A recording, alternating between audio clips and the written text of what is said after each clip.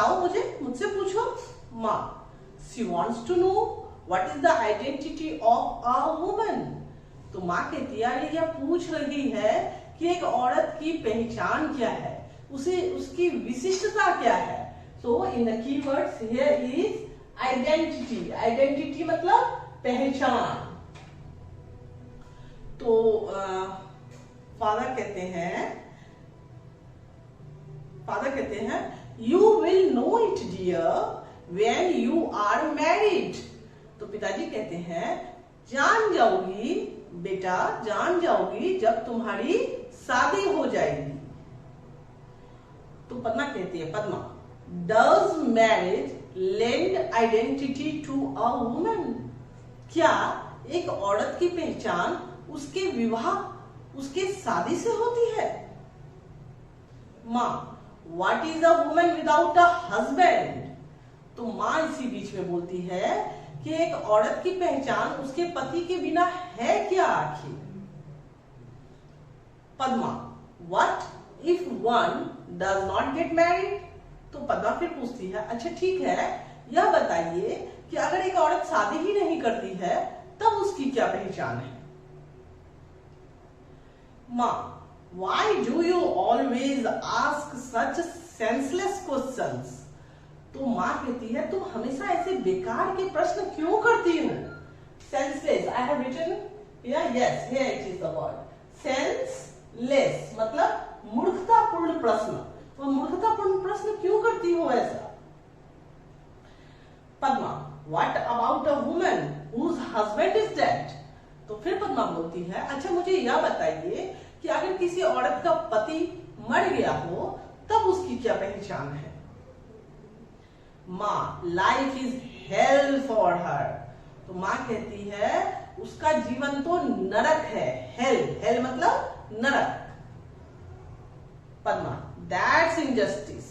तो पद्मा कहती ना, यह तो अन्याय है। माँ, you needed to talk of justice and injustice here. तो माँ कहती है सुनो, तुमको यहाँ पर न्याय या अन्याय की बात करने की कोई आवश्यकता नहीं है। पद्मा, वाई। तो पद्मा बोलती क्यों ना करूं। माँ, over here women don't have the right to ask questions. तो माँ कहती है सुनो, हमारे समाज में औरतों को प्रश्न पूछने का अधिकार नहीं है। Padma, what right do they have then. तो पद्मा कहती है अच्छा मुझे यह बताइए फिर उनके पास किस चीज का अधिकार है। Father, rights are for equals dear. तो पिता कहते हैं अधिकार तो बराबर वालों को ना मिलती है। Padma, why is a home considered place for bargaining, one shouldn't live in such a place. तो पद्मा को गुस्सा आ जाता है, बोलती है एक घर में इस तरह से भेदभाव कैसे किया जा सकता है, ऐसे घर में तो रहना ही नहीं चाहिए। Father, you will get the same replies to these questions wherever you go। तो पिता कहते हैं कि तुम जहां भी जाओगी ना ऐसे प्रश्न करोगी तो तुमको जो जवाब मैंने दिया है वही जवाब सुनने के लिए मिलेगा। तो पद्मा कहती है but the identity of a woman is the identity of the human race, a society sans woman. तो पद्मा कहती है लेकिन एक औरत की पहचान से पूरे नस्ल की पहचान होती है। एक औरत के पहचान से उसके पूरे नस्ल की पहचान होती है, फिर भी औरतों के साथ ऐसा व्यवहार। Father, that's why they say that marriage lends this identity. तो पिता कहते हैं तभी तो कह रहा हूं औरत के कारण नस्ल चलता है, इसीलिए उसकी पहचान उसके विवाह से ही होती है। Padma, so if a girl does not get married she has no identity. तो इसका मतलब यह हुआ कि एक औरत अगर शादी नहीं करती है तो उसकी कोई पहचान नहीं है। Why is it that an unmarried man is venerated and called a saint while an unmarried woman is called immoral and wanton?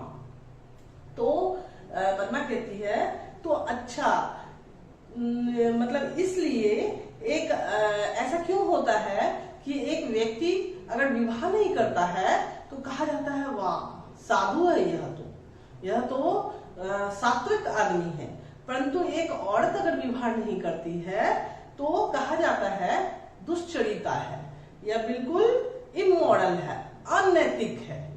तो इस तरह से हम लोगों ने देखा कि we talked about Padma. She fights with her, she questions to her parents, she questions to her teacher that what is the identity of a woman. एक औरत की पहचान क्या है, इसके लिए वह बारंबार प्रश्न करती है अपने माता पिता से, अपने शिक्षक से, और उसे सटीक जवाब नहीं मिलता है। यह नाटक उस वक्त का है जिस वक्त समाज में औरतों की स्थिति अच्छी नहीं थी। अभी हम लोग जिस समाज में रहते हैं इसमें मर्द और औरत को बिल्कुल इक्वल माना जाता है। हम लोग देखते भी हैं कि अभी लड़कियां खुले वातावरण में आती हैं, विद्यालय आती हैं, पढ़ती हैं, पढ़ाई करती हैं और हर क्षेत्र में आगे निकली हुई है। इसलिए हमें औरतों से और मर्दों से, यानी लड़का हो या लड़की, दोनों के साथ समान व्यवहार करना चाहिए। So this is the central theme of this play Dharm युद्ध।